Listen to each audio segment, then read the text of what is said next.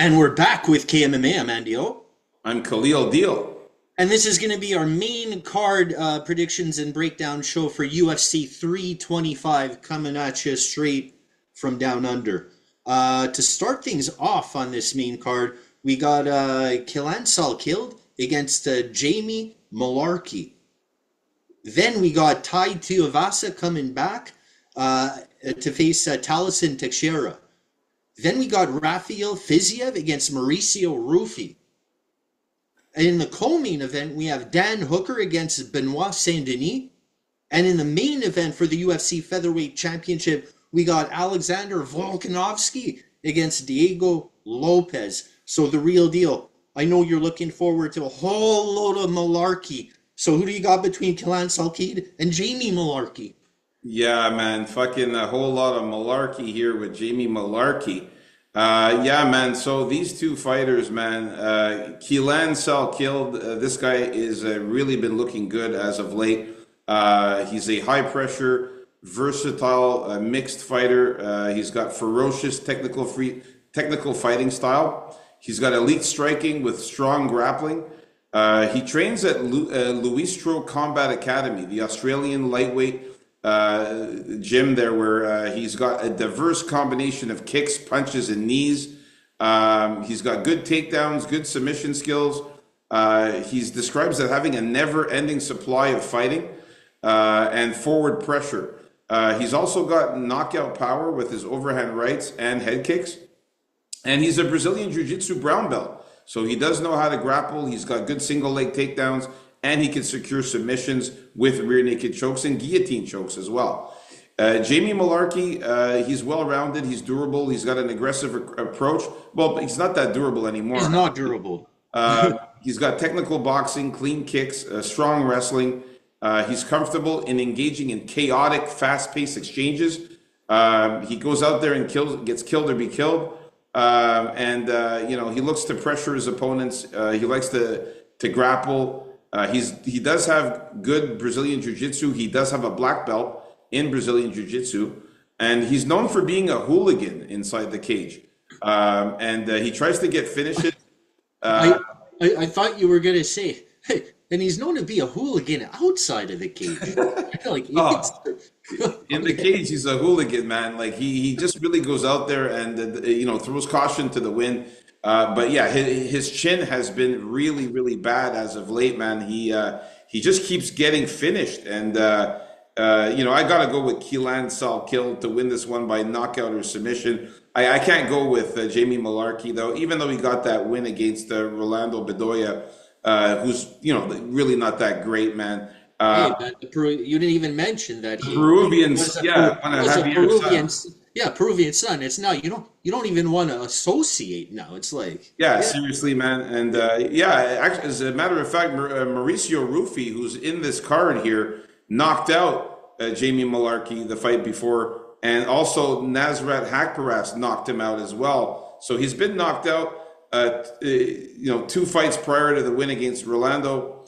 And he also got knocked out by Mohamed Naimov, a couple, five fights ago. So well, look, man, there's 6 in all. Chin is terrible. There's 6 in all, and that's a lot.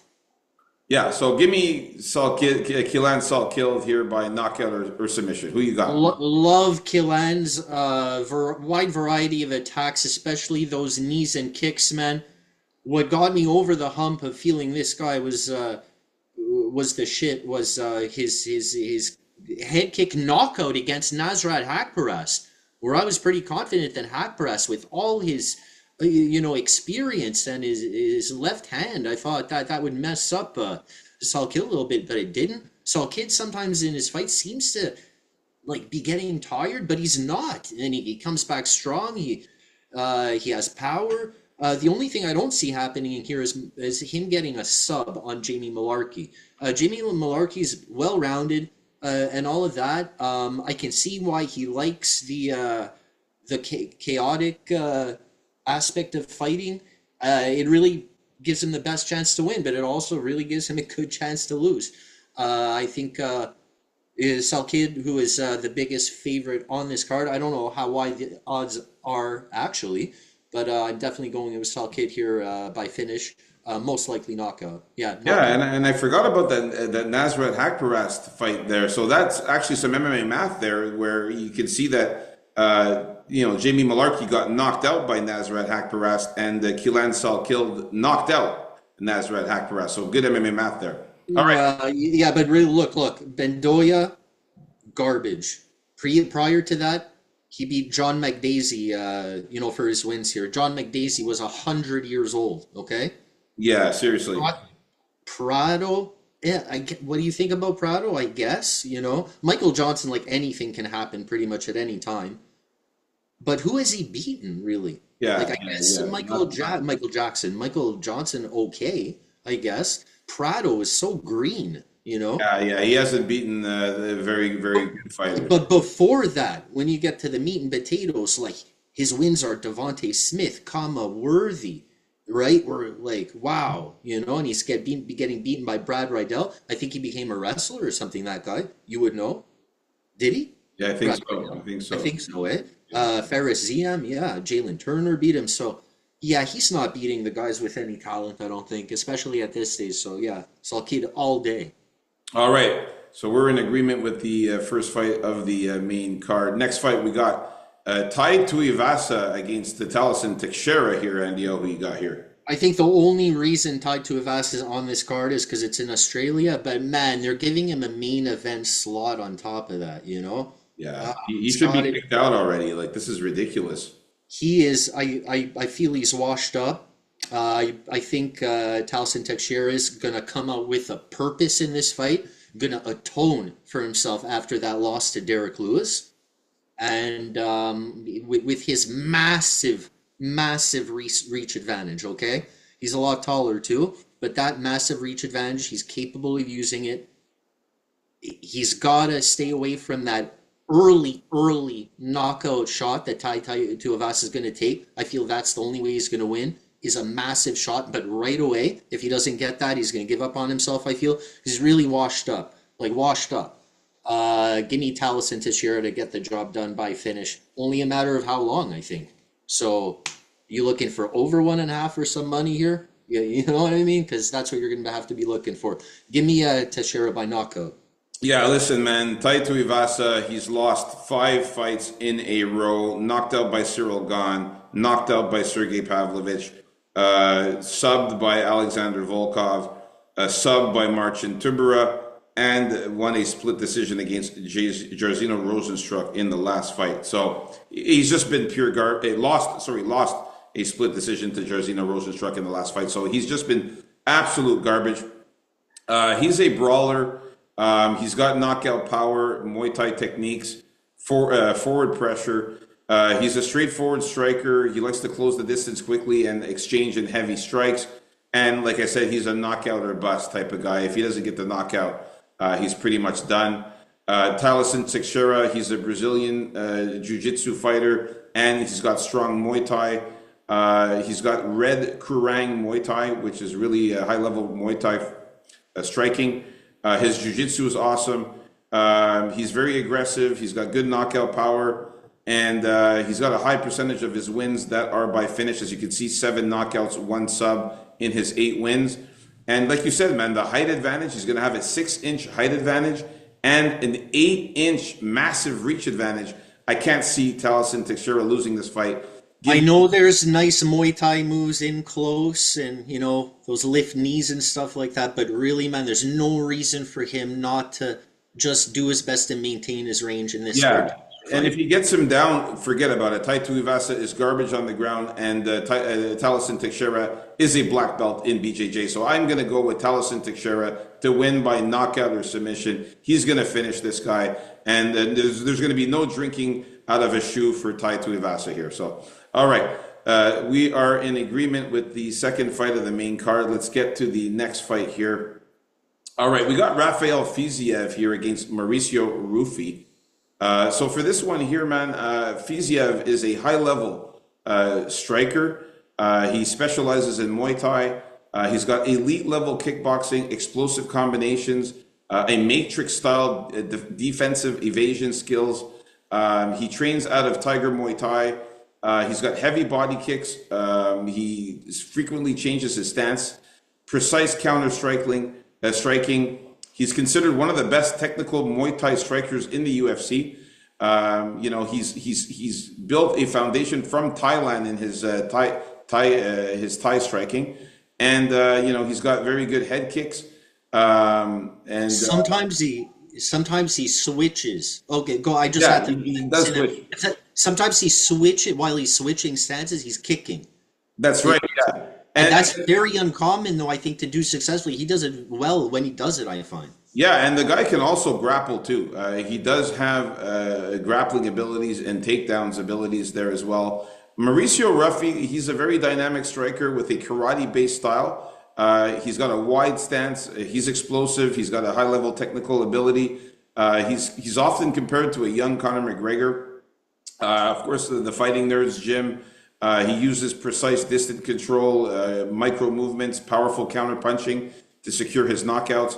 Like I said, he's a high volume striker with knockout power. He uses sharp, straight punches, calf kicks, flashy techniques like spinning wheel kicks. He tries to land powerful punches. As you can see, he's got 11 knockouts out of his 12 wins and 1 decision. So for this one here, man, I don't know if I'm really that, convinced still by Mauricio Ruffi. I mean, he beat Jamie Malarkey. I mean, everybody's knocked out Jamie Malarkey. He did win against James Lontop, who's meh.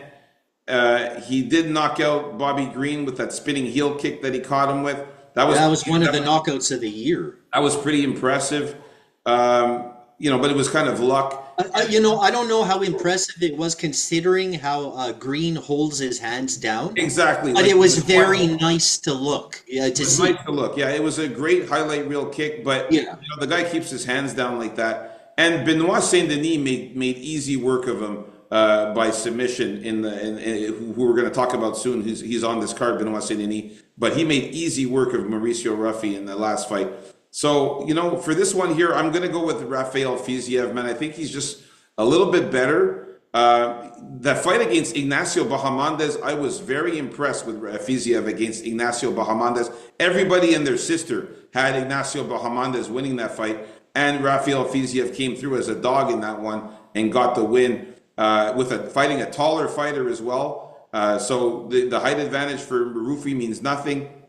Give me Rafael Fiziev to get this job done here by knockout or decision. No, I don't know if everyone did have, but it was Bahamondes, you said. Yeah, he went to a decision with Justin Gaethje, who we just saw last week, get the win last week, man, and he looked pretty good. He would have beaten that Gaethje. He would have beaten that Gaethje too, because Gaethje was like, you said yourself, Gaethje didn't even look that good, with his pot belly and stuff. Yeah. But don't forget, he had staph infection too. But he still beat Pimblett. But Fiziev, yeah, man. No, Fiziev is still a threat to anybody. The taller guy, it won't matter. In fact, Fiziev reminds me their styles of Volkanovski. Yeah. I don't know if he does of yours or anyone else out there, but I think they fight very, very similarly. Always the smaller guy, usually. I don't know if Volkanovski has ever fought a guy that he was bigger than, maybe once. But here, it's kind of obvious now that this former Chinese assassin to a Chinese billionaire he has some weaknesses against higher level grapplers. Now, Fiziev is not really a grappler, but he'll throw in a well-timed takedown, try to get you down here and there. Do I think it's going to be the focal point of his game? Do I think it's even going to change really this fight? No. I actually think that Fiziev's going to beat Ruffi on the feet. I think he's going to use his reflexes, those, the Matrix-like moves there, whether it be offensive or defensive, the stance switching kicks, the more volume. The fight ends, man, and you're looking for volume. Fiziev's going to have the volume advantage for sure. Rufio's calculating, and most of his shots, it seems, are there. Like the real purpose behind most of his shots are to knock you out. Okay. I think Fiziev's very crafty in there. He's good enough defensively, and I think smart enough to recognize Rufi's style. And yeah, he just has way more experience fighting very, very good guys. Something that Rufi does not have. So very like, look, Rufi can knock him out with something clever, something really nice looking. Definitely has the power to do so. Gonna be a could be a great fight, I think. Give me Fiziev by decision. What Or I like here in this one is Rafael Fiziev is the dog in this one. But I'll tell you this: come betting time, I'm looking at the knockout by Mauricio Rufi at 4 times your money. That might be worth a little sprinkle, but I'm definitely picking Fiziev to win this one here. yeah, so give me Fiziev by a decision or knockout. Yeah, yeah. All right, so we've made it to the co-main event of the evening, guys. If you haven't already, hit that like button and subscribe if you're new and enjoying. We got Dan Yeah, Hooker against Benoit Saint-Denis. yeah, it really helps the channel if you like and subscribe, hype us up. Helps us, fight that algorithm. We're here fighting that algorithm every show, every time. These fighters are in the cage fighting themselves, so help each other out. Help us out fighting that algorithm. All right, man. So yeah, help us out. And who you got in this fight here, NDO? Uh, the only thing for me in this fight is, did Volkanovski slip? Like, to the point where he's not going to be able to beat Diego Lopez. I think No, he's. we're Benoit Saint-Denis and Dan Hooker here. Oh no. Okay. Shit. Okay. Yeah. Here. Yeah. No. Here. I'm gonna go with Benny Saint Denis here. I think. Yeah. I think it's only a matter of time before Dan Hooker gets put away. Dan Hooker's been finished like 10 times. Benny Saint Denis a finisher. You gotta have. This is definitely a violence play for sure. Saint Denis also, in his fight there against somebody fairly recently, he didn't look good in because it was, yeah, I think it was against Poirier. It was because of like he had some injury or staph infection. And the loss against Montcano was a doctor's stoppage. So since that hiccup in his career, he's been looking good again, as dangerous as ever. And I don't think Hooker gets hit a lot also. Give me Benny Saint Denis the God Award in this one by finish. I Yeah, don't know how, but he's going to finish the job. yeah, me too. I like Benoit Saint-Denis in this one, man. Dan Hooker, he's a very aggressive, versatile striker. He's obviously fighting out of City Kickboxing in New Zealand. He's got very good kickboxing, solid defensive grappling, and a high volume, finish oriented mentality. He excels at using his long reach for striking, incorporating powerful knees and jumping attacks. He's a former king in the ring, middleweight kickboxing champion. He's got a good, solid kickboxing base in striking, high level techniques, range management, knockout power, damaging knee strikes, dangerous left hook, and he likes to wear his opponents down before throwing high impact kicks. But he's primarily a striker. He does have some grappling and submission skills, but he's primarily a striker. Benoit Saint-Denis, man, he is absolutely amazing. He's a finisher first fighter, as you can see, never won a decision. We're talking 11 subs, 5 knockouts. The guy is an assassin. He's got a black belt in judo and in Brazilian jiu-jitsu. Only lost one decision. Only That's one right. of his fights went to decision. That's right, and he's never won a decision, so he tries to finish you. He's a very aggressive grappler. He excels in chain wrestling, securing submissions with a high percentage of his wins coming by choke or joint lock. He's known for constant forward motion. He ignores incoming strikes to land his own, aims for quick finishes. He's got strong kicks and hooks. He uses his striking to set up clinches and takedowns. His God of War persona is reflected in his relentless, high-paced approach and aiming for those finishes. So I like Benoit Saint-Denis to get the win here. We saw Arman Tsarukyan get the sub on Dan Hooker. in the last fight with an arm triangle choke. I think Benoit Saint-Denis could get the same thing done here if he gets Hooker to the ground. I could see him latching in a submission. Give me Benoit Saint-Denis also by knockout or submission. All right, so we've agreed on every fight, I think, in the main card here. Yeah, Yeah, I think so. yeah, we agree on all the fights. So we were at the main event now, which is, of course, Diego Lopez and Alexander Volkanovski. For this one here, man, Volkanovski, man, this guy is an elite, high-volume striker. He's very well-rounded. He's got relentless pressure, very exceptional fighting IQ. He blends Muay Thai with strong wrestling. He's got a background in Greco-Roman wrestling. He's got a dangerous overhand right. A lot of feints, rapid stance switching, grabbing the hand techniques to manipulate his opponents. His striking is really good. He strikes at a high volume too. And he did that against Diego Lopez in the last fight. Just the high volumes of strike. You saw Diego Lopez's hair and his head go back like this all the time from getting punched so much in the head. Diego Lopez, he's very elite with his jiu-jitsu skills. He's always hunting for submissions. He's got good grappling and good, good ground game. He's also a very pressure-based striker. He's known for his threats with submissions, Diego Lopez, and he's a BJJ specialist, black belt in jiu-jitsu. He's got good arm bars, good triangle chokes. But I just feel like it's going to be the same kind of fight as the last fight, where he tries his best to try to get the fight to the ground.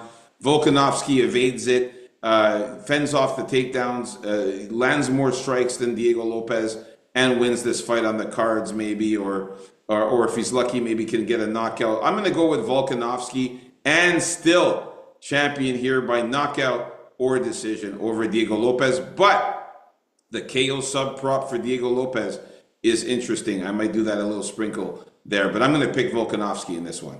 Yeah, so I don't know if Diego Lopez really deserves this immediate rematch with Volkanovski, but here we are.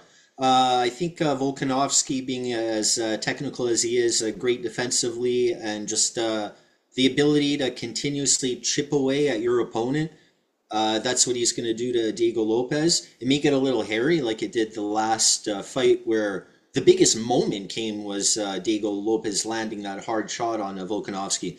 And that was frightening, I guess, because, Volkanovski getting up there, but... he overcame that and really soundly defeated Diego Lopez. So I see the same thing happening here, barring a complete drop-off by Volkanovski.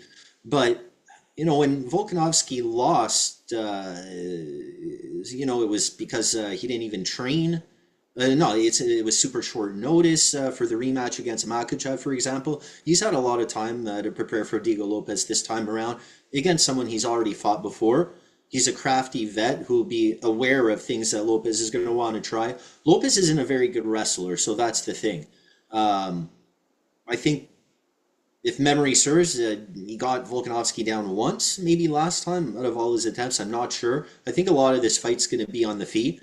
Plus, even if he gets Volkanovski down and into a position, Volkanovski is still damn hard to submit no matter what. And, remember when Ortega I had this, I don't know what he had him in, maybe even a triangle, and Volkanovski survived until the bell, something like that. It was crazy. So give me Alexander the Great here by decision. Yeah, man. In that fight, you're right. Alexander Volkanovski against Diego Lopez in the last fight. As a matter of fact, it was Volkanovski that took down Diego Lopez one time in that fight. And Diego. But did he try? How many times did he try? If you see Diego Lopez had 0 takedowns. And how many attempts did he have? I don't know how many attempts he had, but he had 0 takedowns in that fight. So okay, so I admit, either way it lines up. Yeah. I think a lot of this fight will be on the feet. Not to mention, man, it's in his hometown. I don't think Volkanovski's going to lose the belt in his hometown. And if he wins, this will be a nice time to retire for him. If he wins again at home like this, with that Down Under song playing. Yeah. Very nice, but. Will he retire, man, on top like this? Like, I don't think so if he wins. But if he gets destroyed in this fight, right? Like, he's going to think, oh, they're not going to give me an immediate rematch probably because I got destroyed. Maybe he'll retire. I don't You know. never know, but there is one thing that we have to mention, which is significant, is the height advantage for Diego Lopez here. Again, that Not me. height advantage on Volkanovski. But yeah, like I said, the KO sub prop for Diego Lopez is something that I'll put a little sprinkle on. But I definitely think Volkanovski's not losing this fight in his hometown unless he gets finished by some fluke. Volkanovski's been fighting guys taller and bigger than him his whole career. True, I true, think true. he knows how to handle them. He beat Diego Lopez himself with all of his height. Not to mention, I alluded before, I think only one time he's fought a guy smaller than him. I could be wrong. Maybe there's two. But he has over 30 fights, and I know he knows his way around that. It's like part of his fighting, you know? Yeah, It's not for only sure. fighting for him. It's fighting and contending with a bigger person. Yeah, yeah. It just shows you how good this guy is. So There anyhow, you have it, folks. Our early predictions and breakdowns for the main card. it We forgot to mention last week UFC 324 was a horrible card because we lost all kinds of fights. It was a disaster, but I ended up going 8-3. Andy 7-4. Only had 11 fights in that one. Forgot to mention that. So yeah, we're gonna bounce back this week and try to kill it. So like and subscribe. Stay tuned for Friday for our final fantastic. What's it called? our Friday's fabulous final face-off show. That's what we're gonna be doing on Friday, along with the And betting the show. betting And video as well. look at the prelims predictions in case you didn't. They're up now. All right. Peace out. KAMMA. Let's get it.